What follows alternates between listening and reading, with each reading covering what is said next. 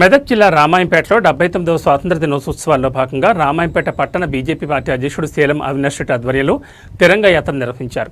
ఇందులో భాగంగా కుల మత ప్రాంతాలకు అతీతంగా భారతీయుల్లో జాతీయతను పెంపొందించడం, ఆపరేషన్ సింధూర్ విజయోత్సవాన్ని హృదయపూర్వకంగా స్వాగతించడం, దేశం కోసం ప్రాణత్యాగం చేసిన అమరవీరులను స్మరించారు. అలాగే భారత్ను అభివృద్ధి దిశలో నడపడానికి స్వదేశీ ఉత్పత్తులను ప్రోత్సహించే దిశగా స్వదేశీ జాగరణ వంటి కార్యక్రమాలను ప్రోత్సహించడం జరిగిందన్నారు. ఈ కార్యక్రమానికి ముఖ్య అతిథిగా బీజేపీ జిల్లా అధ్యక్షుడు బాల్దాస్ మల్లేష్ గౌడ్, మాజీ జిల్లా అధ్యక్షుడు గడ్డం శ్రీనివాస్, జిల్లా ప్రధాన కార్యదర్శి చిమ్మనమైన శ్రీనివాస్, ఎమ్మెల్యన్ రెడ్డి, రాష్ట్ర కౌన్సిలింగ్ మెంబర్ రాకి రాములు తదితరులు పాల్గొన్నారు.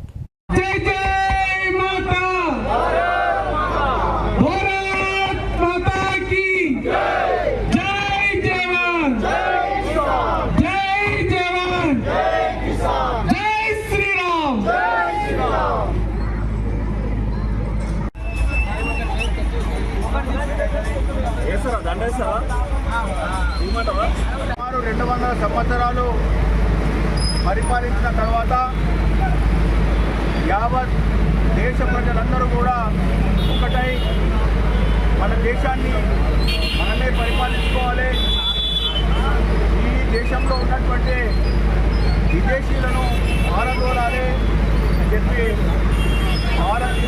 భారతదేశంలో ఉన్నటువంటి భారతీయులందరూ కూడా ఏకమై చాలా సంవత్సరాలు పోరాటం చేసిన ఫలితమే ఈ యొక్క జెండా వందనము 15 ఆగస్టు.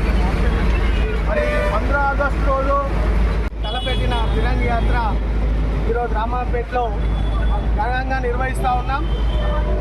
భారతదేశం ఈరోజు తన గౌరవాన్ని ప్రపంచానికి చాటడం కోసం భారతదేశం ప్రపంచంలో సింధూర్లో ఒక విజయకేతనం ఎగరేసిన తర్వాత భారత పార్లమెంటు నరేంద్ర మోడీ సారథ్యంలో ఈ దేశంలో సింధూరు విజయాన్ని ఈ దేశ ప్రజలకు అందించాలి.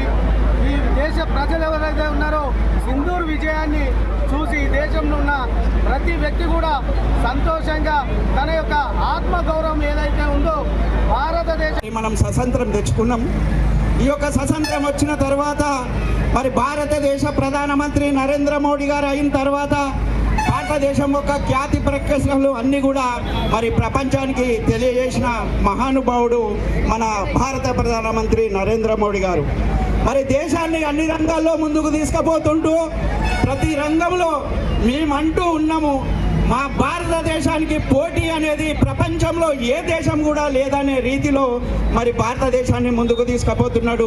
దానికి నిదర్శనమే ఆపరేషన్ సింధూర్ అనేది. ఆ కొడుకులు దొంగల్లాగా వచ్చి భారతదేశం హిందూ పౌరులను చంపితే